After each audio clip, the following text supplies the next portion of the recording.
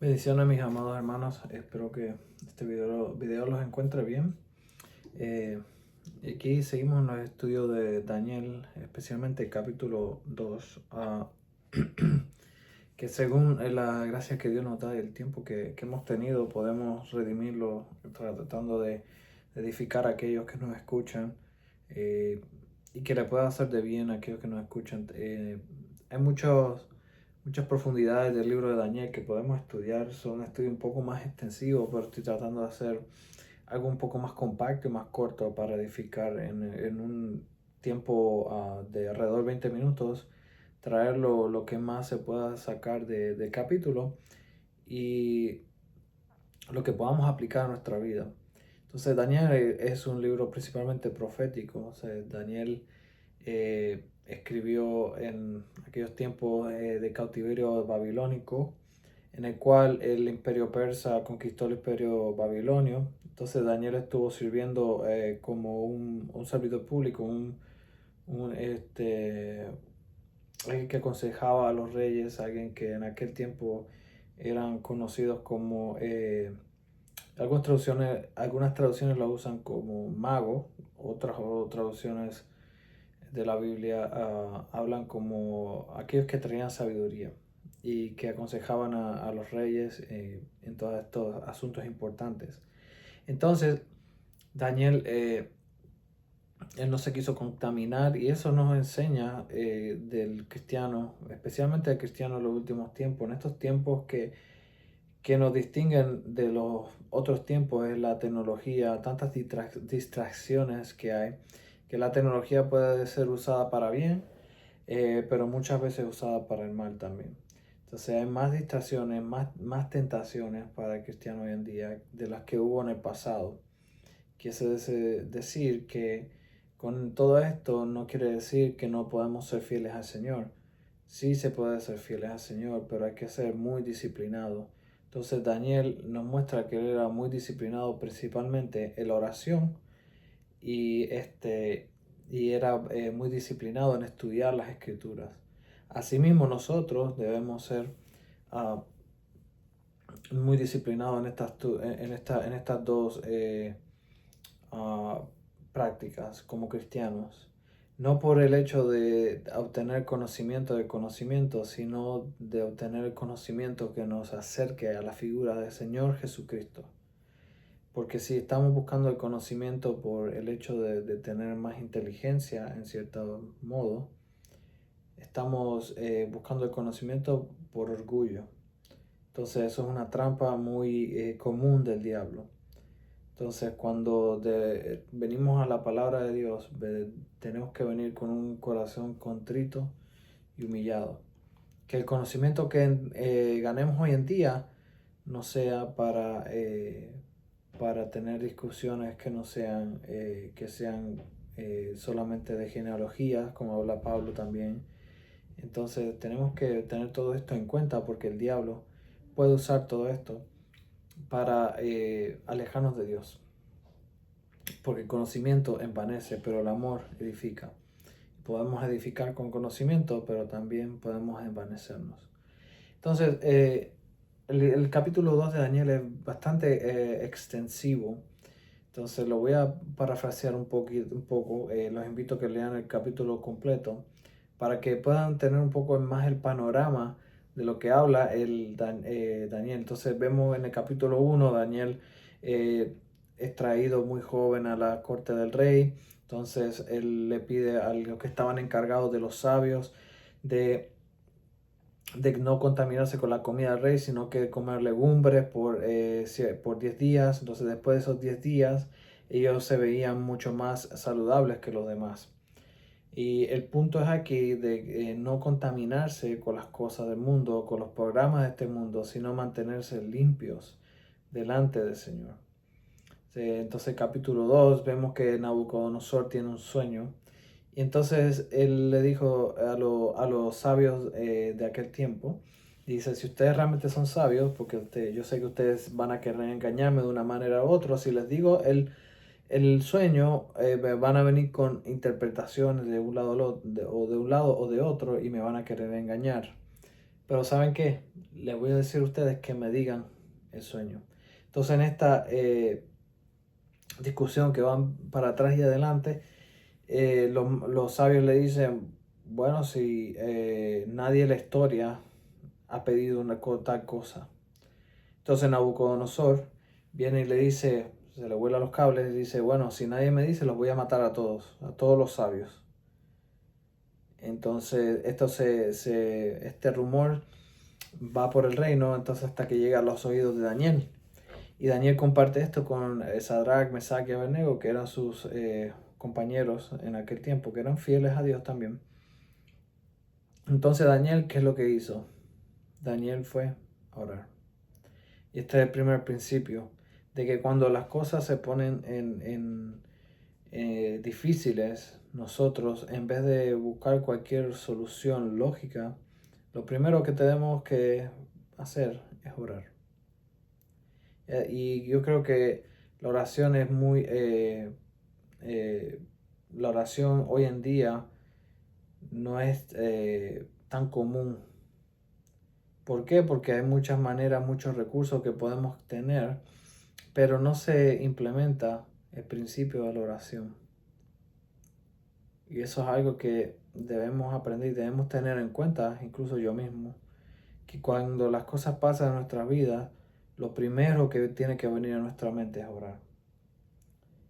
Entonces, en todo esto, Dios le revela el significado de este sueño a Daniel. Dios ya tenía todo esto planeado de antemano. ¿Para qué? Para glorificar su nombre.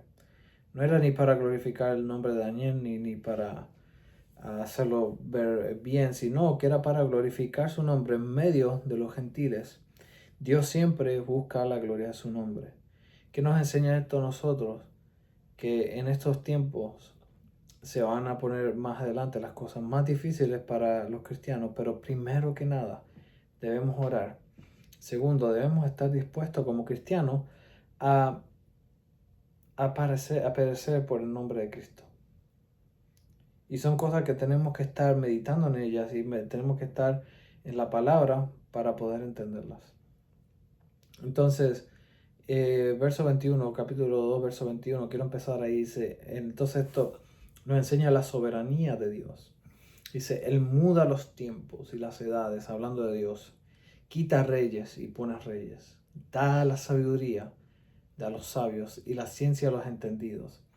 Él revela lo profundo y lo escondido, conoce lo que está en tinieblas y con él mora la luz. A ti, oh Dios de mis padres, te doy gracias y te alabo, porque me has dado sabiduría y fuerza. Ahora me has revelado lo que te pedimos, pues nos has dado a conocer el asunto del rey. Después de esto fue Daniel a Arioc, el cual el rey había puesto para matar a los sabios de Babilonia, y les dijo así: no mates a los sabios de Babilonia, llévame a la presencia del rey y yo mostraré la interpretación. Entonces Daniel también tenía gracia para aquellos que no eran creyentes, aquellos, porque a través de él iba a salvarle la vida. Entonces, no sabemos muy bien si hubieron muchos que se convirtieron después de esto porque les salvó la vida, pero se convirtieron al judaísmo. Pero entendemos que la gracia de Dios siempre es suficiente incluso para nuestros enemigos. Otro de los puntos que podemos tener aquí, aún aquellos que nos persiguen.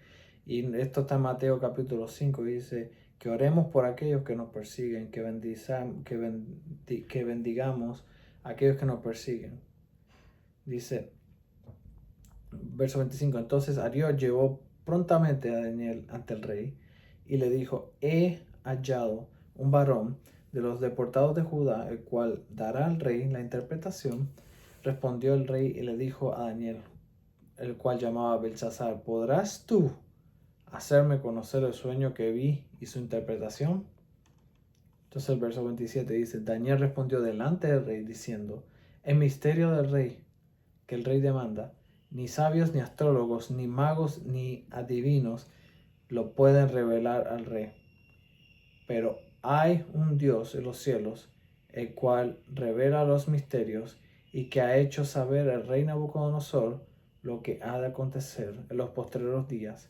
He aquí tu sueño y las visiones que has tenido en tu cama. Estando tú, oh rey, en tu cama, vinieron pensamientos por saber qué había de ser en lo porvenir, y de que revela los misterios te mostró todo lo que ha de ser. Esto no es porque Daniel haya sido más inteligente, sino por la soberanía de Dios que decidió revelarle esto a Daniel.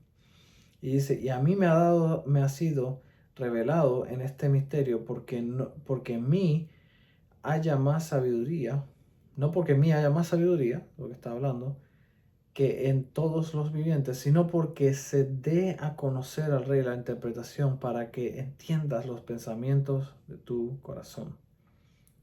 Entonces Daniel está hablando aquí de que no es porque yo sea inteligente, sino para que tú entiendas los pensamientos de tu corazón. En Nabucodonosor estaba tratando de entender los tiempos. Entonces Dios decidió revelarlo para glorificar su nombre.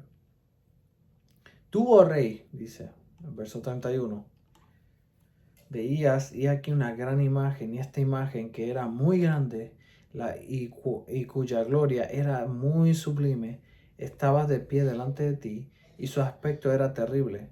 La cabeza de esta imagen era de oro fino, su pecho y brazos de plata, su vientre y sus muslos de bronce, sus piernas de hierro y sus pies parte de hierro y parte de barro cocido.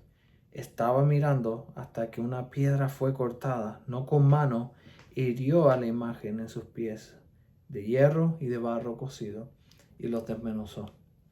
Entonces fueron desmenuzados también el hierro y el barro cocido, el bronce y la plata y el oro, y fueron como tamo de las eras del verano, y se los llevó el viento sin que ellos quedaran el rastro alguno.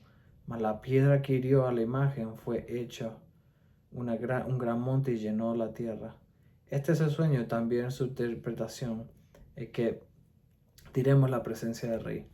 Entonces tú, oh rey, le dice de esta imagen, dice tú eres, tú eres rey de reyes, porque el Dios de los cielos te ha dado el reino, el poder y la fuerza y la majestad, donde quiera que tú habitas, donde quiera que habitan tus hijos de hombres, bestias de campos y aves del cielo, los ha entregado en tu mano y te ha dado el dominio sobre todos. Tú eres aquella cabeza de oro. Babilonia, tenemos que era la cabeza de oro. Después viene el reino persa, que dice que es inferior en el verso 39. Y luego el tercer reino de bronce, el cual dominará sobre todo la tierra. Este es el reino griego, que conquistó todo lo que es el mundo conocido en aquel tiempo muy rápidamente con Alejandro Magno. Entonces era el torso, entonces en una cultura totalmente guiada por los placeres sexuales. Entonces después tenemos las piernas de hierro, que tenemos el Imperio Romano, que es tiene las dos piernas, el Imperio Romano de Oriente o el Imperio Romano de Occidente, y es una de las partes más largas del cuerpo. Entonces el Imperio Romano fue uno de los más que duró en la historia. Entonces, y en los pies dice parte de hierro y parte de barro. Entonces aquí es cuando entramos en una sección de que hay mucha discusión sobre esto, lo que es escatología. Entonces, en lo que es la visión de esto, lo que se llama premilenial, hay otras posiciones que amilenial, postmilenial. Entonces, cuando leemos esta profecía, habla de que después de ese imperio romano va a venir otro que va a ser parte hierro y parte barro. Entonces, en el capítulo 9, que lo vamos a tocar en otro video, hablan de este reino que se va a mezclar, o sea, va a tener este reino final, va a tener partes de lo que es el imperio romano, pero va a tener otras partes que es un imperio que va a ser muy frágil. Hay muchas especulaciones de que el imperio romano con la Iglesia Católica es este reino. Eh, de verdad, muy sinceramente podemos decir con toda certeza que no sabemos un 100%. El Señor revela a través del tiempo el significado de todas estas cosas. Pero, ¿por qué se nos dice esto? Cuando empieza a ver la visión, en el sueño, habla de lo que es esta imagen que era terrible. Son los imperios y los reinos de esta tierra siempre van a ser terribles. El Señor siempre pone a aquellos que van a reinar sobre los humanos. Pero nos habla de que estos reinos van a ser terribles. ¿Por qué? Porque no son perfectos. Porque los que están en el tope, sean reyes, sean gobernantes, sean lo que sean, siempre van a buscar por su propio beneficio. Entonces, pero dice, ¿qué es lo que es más importante? ¿Qué es lo que este capítulo nos quiere recalcar? Es que va a venir una piedra que es no cortada con manos de hombres. Y aquella piedra es Jesucristo. Entonces, cuando vemos el capítulo 20, creo que 21, 22 de Apocalipsis, nos habla de ese que viene en el caballo blanco y viene a destruir aquellos reinos de humanos. Y esa piedra es Jesucristo. Eso es lo más importante de todo esto. ¿En dónde estamos poniendo nuestra confianza? Estamos poniendo nuestra confianza en estos reinos que son temporeros y que pueden parecer en cierta manera fuertes, y ponemos nuestras inversiones, la inversión de nuestra vida en estos reinos de que no van a durar para siempre. O estamos poniendo nuestra confianza en esa piedra que no es cortada con manos humanas, que va a venir a destruir todos estos reinos. ¿Dónde estamos poniendo nuestra fe? ¿Dónde estamos poniendo nuestra confianza? ¿Dónde estamos invirtiendo nosotros? En aquellas cosas que van a trascender este mundo físico, que es aquella piedra, que dice que aquella piedra cuando vino y destruyó esa imagen, dice que creció y llenó toda la tierra. Y ese es un reflejo del reino milenial de Jesucristo. Yo sé que hay mucha gente que, por ejemplo, los que sostienen la perspectiva amilenial no creen en esto. Creen que estamos en ese reino milenial. Pero hay muchas discusiones, muchos puntos que se pueden hacer sobre eso, y eso es totalmente otra discusión. Pero el punto es dónde estamos poniendo nuestra confianza. Porque esa piedra va a venir a juzgar el mundo, va a venir a destruir. Y si nosotros estamos tomando parte, estamos tomando placer en esos reinos, vamos a ser destruidos con esos reinos. Pero si nosotros estamos tomando placer y viviendo nuestras vidas para esa piedra, que es la piedra angular, que es Jesucristo nuestro Señor. Así que si Jesucristo es tu Señor y Salvador, vamos a reinar con Él. Pero si no, vamos a ser destruidos. ¿En qué lado? No hay lado neutral. No, y la iglesia aquí, yo creo que especialmente en Estados Unidos, toma un punto de vista muy secular que no es el bíblico. O le servimos con todo o no le servimos con nada. Porque si estamos en el medio, la Biblia llama eso el ser tibio. Eso que está en Apocalipsis capítulo 3, la iglesia de la Odisea. Y el Señor le mostró esto antemano al rey Nabucodonosor y trajo a Daniel para interpretar ese sueño. Y era para ellos primordialmente, pero está escrito porque esto es para nosotros más que nada. Dice, estas visiones son para el fin de la era, el fin del reino del ser humano. Porque la estatua se extiende totalmente en los reinos del ser humano. El Imperio Romano ha seguido en cierta manera, dejó de ser hasta cierto tiempo, pero también se transfirió a lo que es la Iglesia Católica Romana y está en todos los países del mundo. Entonces la pregunta, hay muchas especulaciones en lo que es esta profecía, pero vemos que Israel está en el medio de las noticias. el antisemitismo está creciendo, pero realmente esto nos enseña que la profecía se está cumpliendo. Y lo que realmente importa, dónde estamos poniendo nuestra confianza, y el reflejo de todo esto se va a ver en nuestras acciones, en qué estamos invirtiendo. Nada, gracias por escucharme, espero que haya sido de edificación, que Dios los bendiga.